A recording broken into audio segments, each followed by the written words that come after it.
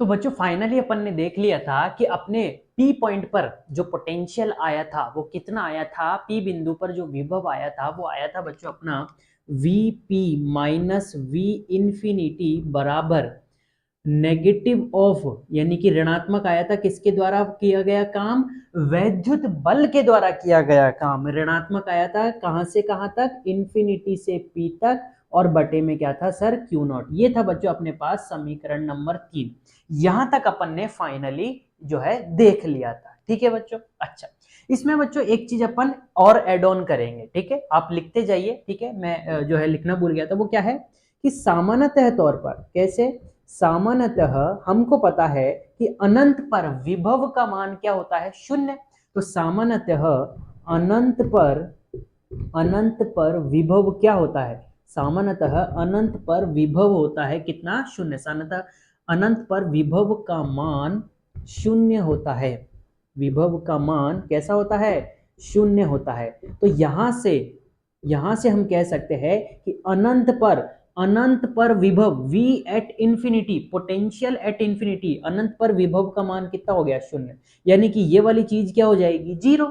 ये वाली चीज क्या हो जाएगी? जीरो। तो फाइनली अपने पास केवल v एट p बच जाएगा, यानी कि p बिंदु पर कितना विभव होएगा खाली वो बच जाएगा। तो p बिंदु पर विभव कितना आ गया? ये आ गया sir negative of work done. किसके द्वारा? वैद्युत बल के द्वारा। कहां से कहां तक? इंफिनिटी से p तक, और बटे में क्या आ जाएगा? Q not. ये आ गया आपके पास समीकरण नंबर 4।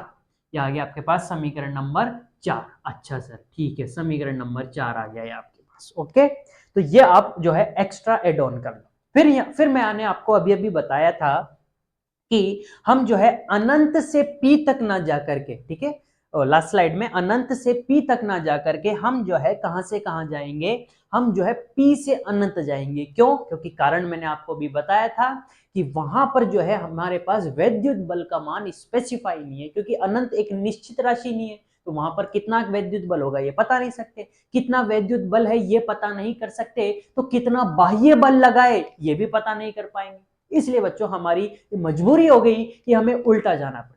तो कैसे क्या जाएंगे उल्टा, प्रोसेस क्या होगा वो अब अपन देखने वाले। ठीक है, तो ये नोट इट डाउन कर लो फास्ट, क्विक। ओके, कर लिया? 1 2 3 4। अब आए नेक्स्ट स्लाइड पर आते हैं। देखो, तो चूंकि हमें अनंत पर वैद्युत बल का मान ज्ञात नहीं है, जैसा कि मैंने आपको बताया, अतः हम इंफिनिटी से पी, अनंत से पी तक वैद्युत बल के द्वारा किया गया कार्य निकालने की बजाय इसके स्थान पर, इसकी जगह क्या निकालेंगे?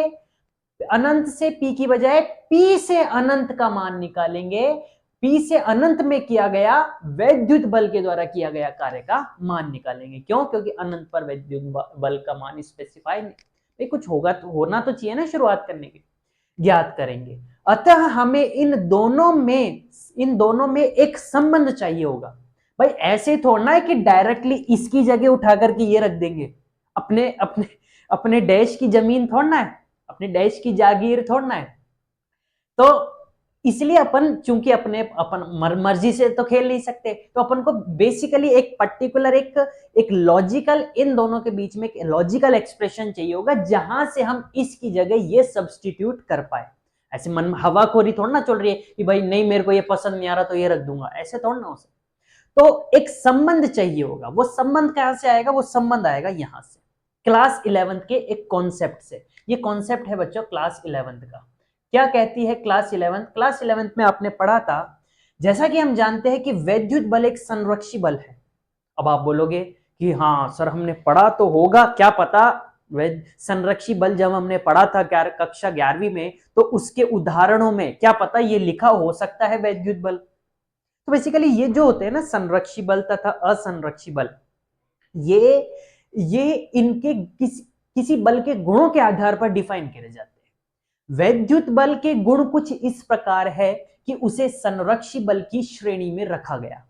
तो बेसिकली आप ये मान के चलो, और वहां पे भी कक्षा 11वीं में भी उस संरक्षी बलों के उदाहरण में ये लिखा था, जैसे कि गुरुत्वाकर्षण बल, स्थितिज जो वो होता है ना स्थितिज ऊर्जा, दो वैद्युत स्थितिज ऊर्जा जो होती है उसके बीच में लगने वाला वैद्युत बल, चुंबकीय बल, ये सारे क्या होते हैं? ये एक कैसे बल होते हैं? संरक्षी बल होते हैं।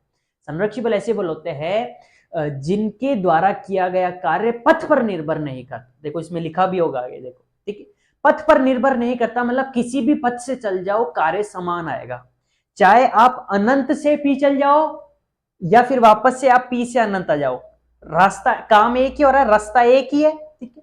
तो कोई से भी रास्ते से चल जाओ, काम जो है वो कार्य जो होता है वो समान रहता है। दूसरी इसकी परिभाषा एक और थी, या दूसरा गुण कह लो संरक्षी बलों का। दूसरा गुण क्या होता है कि एक बंद पथ में एक पूर्ण चक्र के लिए ये जो कार्य करते हैं वो कार्य इनके लिए शून्य होता है। क्यों? क्योंकि पथ पर निर्भर करता, पथ पर निर्भर नहीं करता। संरक्षी बल, अगर संरक्षी बल कार्य कर रहा है किसी वस्तु पर और वो वस्तु यदि एक बंद परिपथ के तहत पूर्ण चक्कर कर लेती है, मान लो किसी पार्क के चक्कर और किसी पार्क के चारों ओर चक्कर करी और जहां से शुरू हुई थी वहीं पे खत्म हो गई, यानी कि उसका विस्थापन क्या हो? शून्य हो। तो अगर संरक्षी बल के द्वारा कार्य करने पर किसी वस्तु का विस्थापन शून्य हो जाता है या उस पूर्ण चक्कर कर लेती है किसी बंद परिपथ में, तो फिर उसके द्वारा कार्य किया गया कार्य भी शून्य होता है, क्योंकि विस्थापन शून्य हो गया, विस्थापन शून्य हो गया तो कार्य भी शून्य होगा। केवल संरक्षी बलों के लिए। असंरक्षी बलों के लिए, असंरक्षी बल सर कौन सा? फ्रिक्शन, घर्षण बल। घर्षण बल के लिए ये चीज सत्य नहीं है कि सर अगर एक पूरा चक्कर करेगी, जैसे मान लो आप जो है वो एक पूरा चक्कर काट रहे हो किसी उसके पार्क के चारों तरफ और ऐसे पांव घिसटते हुए काट रहे हो, ऐसे ऐसे फ्रिक्शन करते हुए, ऐसे पांव पे फ्रिक्शन करते हुए, तो फिर आपका कार्य जीरो नहीं है, तो चप्पल कुछ घिस जाएगी, यानी कि वो कुछ कार्य करेगी।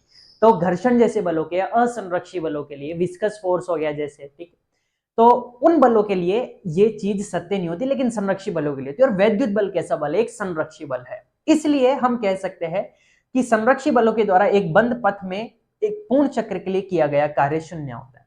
तो यहां पे ये जो वैद्युत बल है ये भी अगर एक पूर्ण चक्र कर लेगा, यानी कि ये भी काम करते, ये भी कुछ ऐसा काम करेगा जिसके तहत एक पूर्ण चक्र हो रहा होगा, चक्र पूर्ण हो रहा होगा, तो उसके द्वारा किया गया कार्य भी शून्य होगा। सर देखते हैं यहाँ पे क्या है, तो यही चीज अपन को निकालनी थी और यही चीज आ गई। देखो इसकी जगह निकालनी थी तो अपन दोनों को जोड़ देंगे। कैसे सर? अपन क्या निकालना चाह रहे थे? क्यू नॉट को अनंत से पी तक ले जाना चाह रहे थे, ठीक है, इसके यहां से यहां तक। तो अगर वैद्युत बल के द्वारा किया गया कार्य अनंत से पी ले जाने, पी अनंत से लेकर पी तक ले जाने में जो कार्य करेगा वैद्युत बल, उसमें अगर मैं जोड़ दूं कौन सा कार्य? उसी वैद्युत बल के द्वारा किया गया कार्य जो कि पी से अनंत में, तो क्या ये एक पूर्ण चक्र नहीं हो जाएगा? रे यार, यहां से जैसे मान लो ये बिंदु पी है, ठीक है, और ये मेरे पास क्या है? ये मेरे पास एक अनंत है, यहां पर मेरे पास क्या है? क्यू नॉट है। इस क्यू नॉट को उठाकर अगर मैं पी बिंदु तक लाया तो मैंने कौन सा कार्य किया? मैंने कार्य किया अनंत से पी तक वाला, वैद्युत बल के द्वारा किया गया कार्य कहां से कहां तक? अनंत से पी तक। इसमें अगर मैं जोड़ दूं ये वाला कार्य जो किसने किया? वैद्युत बल ने, कहां से कहां तक? पी से अनंत तक, वापिस पी से अनंत तक। तो इन दोनों कार्यों को जोड़ने पर एक चक्र पूर्ण हो जा रहा है, और हमें पता है कि संरक्षी बलों के लिए चक्र पूर्ण करने पर जो कार्य होता है, दोनों को मिलाने पर जो कार्य आएगा वो शून्य होता है। ये देखो किया गया कुल कार्य जो है शून्य होता है बंद परिपथ में। तो ये वाला किया गया कार्य प्लस ये वाला किया गया कार्य, दोनों कार्य मिलके एक चक्र पूर्ण कर रहे हैं, यानी कुल कार्य जो है वो शून्य के बराबर होएगा। यानी कि ये वाली क्वांटिटी अनंत से पी में किया गया कार्य प्लस पी से अनंत में किया गया कार्य, दोनों को जोड़ दूं तो कुल कार्य शून्य के बराबर लिख सकता हूं इस प्रॉपर्टी के अनुसार। ये जो प्रॉपर्टी लिखी है मैंने संरक्षी बल की क्लास 11th में से टीप करके, इसके वजह से मैं जो है ये चीज लिख सकता हूं। और चूंकि ये चीज लिख सकता हूं तो मेरे पास वो संबंध आ गया जो मुझे चाहिए था इन दोनों के बीच। सर कैसे? मेरे को इसकी बजाय ये इसका संबंध, इन दोनों का संबंध चाहिए था कि मैं इसकी बजाय ये कुछ लिख सकूं। तो इसका मान क्या आ जाएगा इस समीकरण से? इस समीकरण से इसका मान क्या आ जाएगा कि सर इसका मान चाहिए तो इसको उधर भेज दो। तो जैसे ही उसको उधर भेजा तो ये माइनस चिन्ह के साथ उधर गया और अपने पास आ गया वैद्युत बल के द्वारा किया गया पी से अनंत। ठीक है, ये डायरेक्ट जो है नहीं रटना है इसको कि सर ये जो कार्य होगा ये उसके ऋणात्मक के बराबर होगा। कॉन्सेप्ट क्लियर करो कि सर क्यों हुआ, इसलिए हुआ, ये है मेन चीज। कॉन्सेप्ट क्लियर होना जरूरी। लिखने को लिख सकते हो कि सर, रटने को भी रट सकते हो कि हाँ सर इसके ऋणात्मक के बराबर होगा क्योंकि ये इधर से इधर जा रहा है तो ये इधर से इधर, लेकिन नहीं, कॉन्सेप्ट क्या है कि सर ये कॉन्सेप्ट, ठीक। तो जो जोर देना चाहिए वो नॉलेज पर देना चाहिए कि हाँ ये चीज इसलिए आई। क्यों मैं जो है टाइम लगा के जो है आपको लेक्चर डिलीवर कर रहा हूं, ताकि बाद में कंपटीशन जब आप फाइट करो, नीट फाइट करो, जेईई मेंस फाइट करो, एडवांस फाइट करो, तो इनकी दिक्कत ना आए। ये छोटे छोटे कॉन्सेप्ट डेरिवेशन बेस्ड क्वेश्चंस अगर आ गए एडवांस में तो फंस जाओगे फिर वहां, और ना भी आए तो हटाओ, कल को किसी को बताने लायक तो रखोगे। अगर कोई आपसे कोई पूछ लिया, कोई आपका जोड़ीदार, आपका भाईला भाईली कोई पूछ लिया कि ये चीज ये स्टेप क्यों हुआ, बोले नहीं ये मैंने रट लिया, ये कोई जवाब थोड़ा ना होता है, ठीक है। और किसी, मान लो किसी इंटेलेक्चुअल्स के बीच में अगर आप बैठो तो वहां पे बेसिक क्वेश्चन अगर पुटअप हो जाए तो आप उसका आंसर देने लायक। इंटरव्यू जो होते हैं ना उसमें हाई लेवल के क्वेश्चन आपने देखे होंगे, आप तो देखते रहते होंगे यूट्यूब वगैरह, हाई लेवल के क्वेश्चंस नहीं आते, ऐसे आते कि आपकी वो प्रेजेंस ऑफ माइंड चेक कर लेते, कॉन्सेप्ट क्लियरिटी चेक कर लेते हैं कि हाँ इसने ये पढ़ा होगा तो ये भी यहाँ से भी गुजरा होगा। तो इसलिए आपको जो है एक एक चीज बताई जाती है। ये आपने पहले उतार लिया था तो इसको हटा लेते हैं, ठीक है, और आगे बढ़ते हैं फिर। तो हमने क्या निकाल लिया था बच्चों कि पी से अनंत, ये जो है इसकी बजाय हम क्या रख देंगे, अब ये रख देंगे। कैसे रखेंगे, इसलिए रखेंगे, ये जो अभी अपन करेंगे। अब दोनों और बच्चों -1 से अगर गुणा कर देंगे तो इधर तो माइनस आ जाएगा क्योंकि पहले से प्लस बैठा है, तो -1 से गुणा करेंगे तो माइनस आ जाएगा। लेकिन इधर पहले से माइनस है तो माइनस इंटू माइनस क्या हो जाएगा, प्लस। तो इधर तो आ गया माइनस और ये इधर माइनस था, माइनस से गुणा होकर प्लस हो, ठीक है। तो सर आपने करा क्यों ये चीज, क्योंकि समीकरण 3 झांक कर देखो, एक बार रुको और झांक के देखो, नोट तो करा ही होगा। तो समीकरण 3 देखो, क्या उसमें ये माइनस लगा हुआ है, मैंने तो दोबारा लिख रखा है समीकरण, ये तो था आपका 3, सॉरी समीकरण 3 नहीं, समीकरण 4। अभी अभी जो कराया था मैंने, अभी अभी जो मिटाना ना मैंने, उसमें समीकरण 4 देखो, उसमें क्या लिखा हुआ है, माइनस। समीकरण 3 में भी लिखा हुआ है माइनस है उसमें, और समीकरण 4 में तो है ही। तो समीकरण 4 क्या आया था कि P बिंदु पर जो विभव होगा वो ऋणात्मक इसके बराबर होगा, इसलिए यहां पर जो है इसका माइनस आया, ठीक। तो इस चीज को, यानी कि इसका ये जो चीज है -WE इंफिनिटी से P, इस चीज को मैं इसके बराबर लिख सकता हूं। तो मैंने क्या करा, इस चीज को इसके बराबर लिख दिया। तो समीकरण 4 में रखने पर, इसका उपयोग समीकरण 4 में करने पर, जैसे इसका उपयोग समीकरण 4 में करेंगे अपने पास क्या आ जाएगा, am I audible, yes am I audible and visible. तो इसका उपयोग जैसे ही समीकरण 4 में करेंगे अपने पास ये आ जाएगा, ठीक है। अब ये क्या कह रहा है, ये कह रहा है बच्चों कि ये जो चीज है ये इसके बराबर है, यानी कि P से अनंत जाने पर, यहां उल्टा, यहां से यहां जाने की बजाय यहां से यानी कि P से अनंत जाने पर वैद्युत बल के द्वारा किया गया कार्य बटे में Q नॉट। कहां से कहां जा रहे हैं बच्चों, जैसे कि मान लो ये P बिंदु है और यहां पर क्या रखा हुआ है, Q नॉट रखा है। अब यहां से कहीं पर जा रहे हैं, यहां से कहीं पर जा रहे हैं अपन, कहां तक, अनंत तक, जो कि डिफाइन नहीं है, जो कि स्पेसिफाई नहीं है अनंत क्या होता है। तो यहां से उस तरफ जाएंगे तो वैद्युत बल किस तरफ लग रहा है सर, इसका वैद्युत बल लग रहा है इस तरफ। अरे यार इस तरफ था ना, अरे यार इस तरफ क्या था, इस तरफ क्यों ही तो था, और ये दूरी अपन ने आर ली थी, याद करो। हाँ सर याद आ गया। तो यहां पर अगर क्यू है तो ये इसको रिपेल करेगा, प्रतिकर्षित करेगा, तो वैद्युत बल उस तरफ, और इस तरफ अपन बाह्य बल लगा रखे थे इसको रोके रखने के लिए, याद करो। हाँ सर यही बताया था, ठीक। तो इस पर वैद्युत बल किस तरफ लग रहा है सर, उस तरफ लग रहा है, और ये इस तरफ। तो चूंकि बच्चों यहां से उस तरफ जा रहे हैं, तो अब की बार जो dr विस्थापन, यानी कि अति अल्प विस्थापन होंगे, वो किस तरफ होंगे, इस तरफ होंगे सर। अब की बार जो अति अल्प विस्थापन होंगे वो उस तरफ होंगे, धीरे धीरे करके उस तरफ अनंत तक। क्यों, क्योंकि उल्टा हो गया ना अब की बार, ये इसके बराबर कर दिया इसलिए। अच्छा सर ठीक है, यानी कि वैद्युत बल और dr इन दोनों के बीच में, ये भी इसी ही दिशा में है और ये भी इसी दिशा में, दोनों के बीच का कोण कितना हो गया, 0 डिग्री। ये दोनों एक ही दिशा में है आपकी बार। क्यों सर, क्यों बता रहे हो, देखो इधर हम जानते हैं कि कार्य बराबर क्या होता है, बल गुणा विस्थापन। अरे यार कितनी बार पढ़ाया आपने, कार्य बराबर क्या होता है, कार्य बराबर होता है सर समाकलन, किसका समाकलन, अब यहाँ पे किसके द्वारा किया गया कार्य, यहाँ पे वैद्युत बल के द्वारा किया गया, वैद्युत बल के द्वारा किया गया कार्य है, तो वो किसके बराबर आ जाएगा, वैद्युत बल गुणा विस्थापन, इन दोनों का डॉट प्रोडक्ट। भाई असल सूत्र क्या होता है कार्य का, यही तो होता है असल में सूत्र। अच्छा सर ठीक है, तो हम ये जानते हैं, इसलिए हम कह सकते हैं कि V at P, P बिंदु पर विभव कितना आ जाएगा, इसकी जगह क्या रखोगे, कि सर इंटीग्रेशन कहां से कहां तक, पी से इंफिनिटी, अब की बार कहां से कहां जा रहे हैं, पी से जा रहे हैं अनंत तक, F E dot D R, F E dot D R. अब F E dot D R जो है इसको अपन, भाई ये क्या है, डॉट प्रोडक्ट है, अदिश गुणनफल है। अदिश गुणनफल कैसे खुलता है, ए बी कॉस थीटा, तो ए लिख दिया, बी लिख दिया, कॉस थीटा, इन दोनों के बीच का कोण, तो वैद्युत बल और डी आर इन दोनों के बीच का कोण कितना, कि सर ये भी उधर है ये भी उधर, दोनों के बीच का कोण कितना, 0 डिग्री, दोनों एक ही दिशा में है इसलिए 0 डिग्री। और cos 0 डिग्री का मान आपको पता है कितना होता है, 1 होता है। अच्छा सर ठीक है मान लिया, आगे बढ़ते हैं। देखो तो V एट P अपने पास क्या आ गया सर, अपने पास आ गया। अब देखो, अब एक चीज देखो है ना, ये जो FE है, FE, ये FE क्या है, वैद्युत बल। किन दोनों के बीच में वैद्युत बल है सर, कि सर ये जो है, ये FE जो है किन दोनों के बीच में वैद्युत बल है, ये है इन दोनों के बीच में, किन दोनों के बीच में, Q के बीच में और Q नॉट के बीच में। किसके बीच में है सर, Q के बीच में और Q नॉट के बीच में, ठीक है, इन दोनों के बीच में वैद्युत बल है।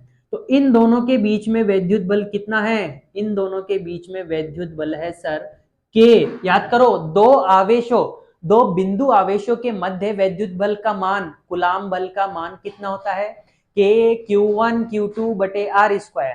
तो के Q1 Q2 कितना, Q नॉट बटे दोनों के बीच की दूरी कितनी, दोनों के बीच की दूरी है सर आर स्क्वायर।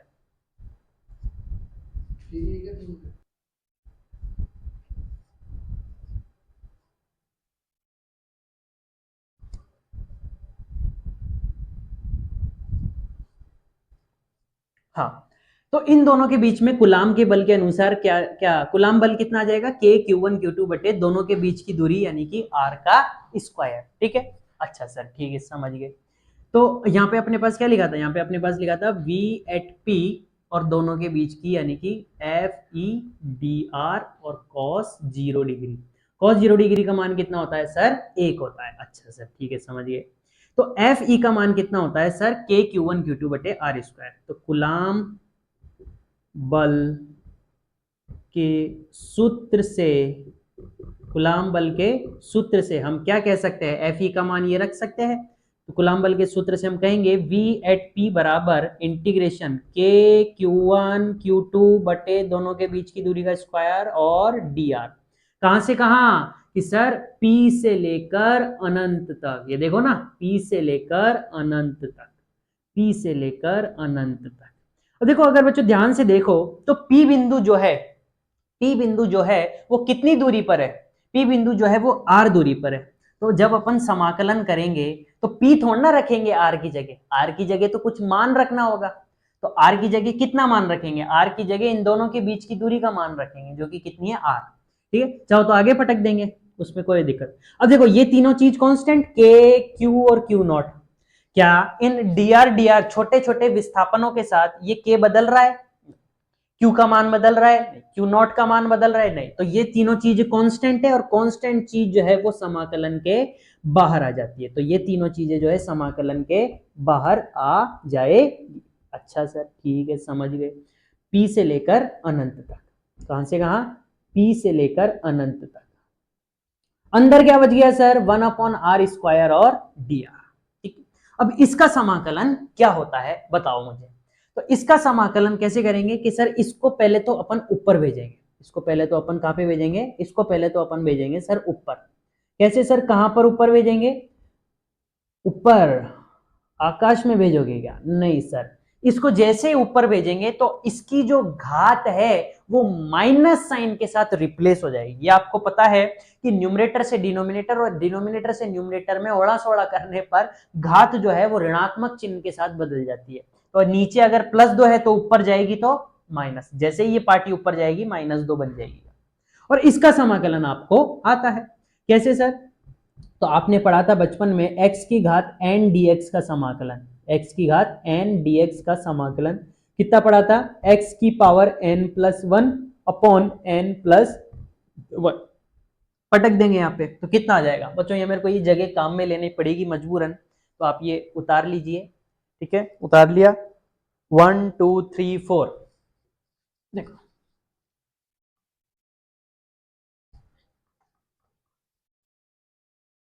हो जाएगा आई होप इतने में। तो V एट P कितना आ जाएगा सर अपने पास K Q Q नॉट और R की पावर -2 dr। इसमें सूत्र लगाएंगे वाला n+1 वाला, तो अपने पास क्या आ जाएगा, अपने पास आ जाएगा सर r की पावर n+1, तो -2+1 अपॉन -2+1, n+1 अपॉन n+1। तो ये ऊपर तो कितना हो गया, ऊपर तो हो गया सर मेरे पास r की घात माइनस का 1, 1 - 2 -1, और नीचे भी हो गया -1। ठीक है, अच्छा सर ठीक है समझ गया। तो V at P K Q not, देखो ये -1 है, ऊपर भेज दूंगा। अब देखो घात यहां पर कितनी है, माइनस की, और आपको पता है कि जब ये ऊपर नीचे होता है तो घात जो है वो माइनस के साइन के साथ बदल जाए, यानी कि ऊपर रहने पर अगर घात माइनस की है तो नीचे रहने पर घात प्लस की 1 हो जाएगी। ऊपर रहने पर -1, नीचे आने पर प्लस की 1, और प्लस का 1 अपन लिखते नहीं। अरे लिमिट तो लगाई नहीं, P से इंफिनिटी, P से इंफिनिटी, P से इंफिनिटी। अब वही बात मैं जो आपको समझाना चाह रहा हूं कि P बिंदु जो है ना, अरे भाई P बिंदु कहां पर है, P बिंदु जो है वो Q से R दूरी पर है। तो अपन जब पुट करेंगे इसमें लिमिट, तो P थोड़ा पुट करेंगे, अरे लिमिट जब पुट करेंगे तो P बिंदु की दूरी तो पुट करेंगे, क्योंकि दूरी का जो है समाकलन हो रहा है, P बिंदु का थोड़ा समाकलन हो रहा है। इसलिए P बिंदु कितनी दूरी पर है, R दूरी पर, तो इसलिए P की जगह क्या पुट करना पड़ेगा, वो दूरी R। P की दूरी कितनी है, P की दूरी है सर R, तो इसलिए R से अनंत। ठीक है, कंफ्यूज मत होना सर, अभी तो P पटक रहे थे, तो अब अनंत कैसे पटक दो, अरे यार P पटक के क्या कर लोगे तुम, P बिंदु में आंसर लाओगे, साला सर हम P बिंदु में लाएंगे, हम नया नया कॉन्सेप्ट इजाद करेंगे सर। तो V एट P आ जाएगा सर K Q नॉट। ठीक है, अब देखो लिमिट कैसे पुट करते हैं, लिमिट आपको खूब बार रटाई होगी, upper limit minus lower limit. तो इसमें अपर लिमिट देखो, ये माइनस पहले बाहर भेज दो, हटाओ माइनस के झंझट हटा दिया करो, फिर बाद में पुट करा करो लिमिट। ठीक है, -K Q नॉट। अब देखो upper limit minus lower limit put कर दी भाई, पहले तो R की जगह अपर लिमिट पुट कर दी अनंत, फिर R की जगह लोअर लिमिट पुट कर दी R। ठीक है, तो क्या आ गया सर आंसर। अब आपको पता है एक में अनंत का भाग देते हैं तो क्या आ जाता है, 0। बच्चों ये छोटी छोटी चीजें अब आपको पता होनी चाहिए। ठीक है, 12वीं कक्षा में आ गए हो अब तो। ठीक है, तो ये होता है 0, तो 0 -1 अपॉन R। अब देखो माइनस इंटू माइनस क्या हो जाएगा, प्लस। तो P बिंदु पर विभव का मान क्या आ जाएगा, K Q नॉट, और इंटू प्लस का हो जाएगा ना बटे, तो ये आ जाएगा आपके पास। अच्छा एक चीज तो रहेगी बच्चों, अरे यार एक चीज तो रहेगी अपने पास, देखो ना ये Q नॉट रह गया, तभी मैं देखू Q नॉट क्यों आ रहा है। तो ये Q नॉट बच्चों यहाँ पे रह गया गलती से, तो अपन क्या करेंगे, यहाँ पे Q नॉट लगाएंगे हर जगह। तो एक काम करते हैं, देखो देखो मेरे पास एक तरीका है, शानदार तरीका, देखो ध्यान से समझना है ना, ध्यान से देखो, इधर फोकस करो, फोकस। VP जो है वो इसके बराबर है, तो अगर मैंने सिर्फ ये लिख दिया, मैंने सिर्फ यही तो लिखा है, अरे यार मैंने सिर्फ यही तो लिखा है, तो अगर मैंने सिर्फ ये लिखा है तो यानी कि ये चीज रह रही है, तो क्यों ना मैं इसको VP के पास भेज दूं, तो मेरे पास खाली यही चीज बच जाएगी। क्या बोले सर, मैंने सिर्फ यही चीज तो नोट डाउन करी ऊपर वाली, न्यूमरेटर गलती से और रह गया, ध्यान से निकल गया Q नॉट। तो मैं एक काम करता हूँ, इस Q नॉट को इधर भेज देता हूँ VP के पास, तो मैंने जो सारी चीज लिखी है ना वो ऑटोमेटिकली सही हो जाएगी। हाँ सर फिर वो Q नॉट कट भी जाए, तो इसलिए मैं क्या कर रहा हूँ, Q नॉट को इधर भेज दे रहा हूँ, Q नॉट को इधर भेज दे रहा हूँ।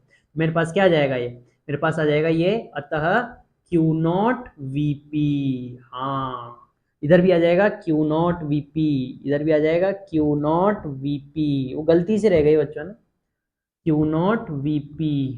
ठीक है, और इधर सभी जगह क्या आ जाएगा, Q नॉट VP, यानी कि Q नॉट को इधर भेज दिया ना अपन ने, इसलिए Q नॉट VP। नहीं तो फिर क्या सभी जगह में बटे बटे में Q नॉट लगाता, इसलिए थोड़ा सा माइंड गेम खेला और इसको इधर भेज दिया, Q नॉट VP। ठीक है, और इधर भी यही चीज और इधर भी यही चीज, Q नॉट, एक काम करते हैं ना इधर लिख लेते हैं, Q नॉट VP बराबर ये आ गया। ठीक है, माइनस से माइनस कट जाएंगे और Q नॉट से Q नॉट कट जाएगा, तो Q नॉट से Q नॉट कट जाएगा, तो अपने पास V एट P आ जाएगा, जो कि कितना आएगा, Q नॉट तो कट गया, तो KQ बटे का R। ये अपने पास आ गया एक बिंदु आवेश के कारण, ये क्या है, P क्या है, ये बिंदु है, ये बिंदु है, बिंदु, इस बिंदु पर P बिंदु पर जो है कितना विभव आया, k/r। ये r क्या है, ये है q आवेश से दूरी है, ये q आवेश से दूरी। अब वो आवेश कितना भी हो सकता है, ये आवेश है। इस आवेश को बच्चों विद साइन रखेंगे, यह आवेश विद साइन पुट किया जाएगा, विद साइन, चिन्ह के साथ पुट किया जाएगा, चिन्ह के साथ, ठीक है। यानी कि प्लस हो सकता है या माइनस हो सकता है, प्लस है तो प्लस पुट करेंगे और माइनस है तो माइनस पुट करेंगे। जैसे मान लो आपको आवेश दे दिया +5 कूलाम, तो यहाँ पे +5 कूलाम लिखो। आपको माइनस दे दिया माइनस का 7 माइक्रो गुलाम, आपको ये आवेश दे दिया, तो यहाँ पे Q की जगह -7 पुट करोगे। गुलाम के बल में जब सूत्र लगाते थे, गुलाम के बल का जब सूत्र लगाते थे न्यूमेरिकल्स करते समय, तब अपन उनको जो है चिन्हों के साथ नहीं पटकते थे, लेकिन यहाँ पे अपन को मजबूरन पटकना पड़ेगा, ठीक है। यहाँ पे ये क्योंकि ये जो विभव है ना, ये एक एल्जेब्रिक क्वांटिटी, यानी कि बेसिकली ये एक अदिश राशि है, तो इनका जो योग होता है वो एल्जेब्रिक यानी कि एल्जेब्रा के अनुसार होता है, बीजगणितीय योग होता है, इसलिए उसमें प्लस और माइनस दोनों काउंट होंगे, इसलिए बच्चों इसको विद साइन पुट करेंगे।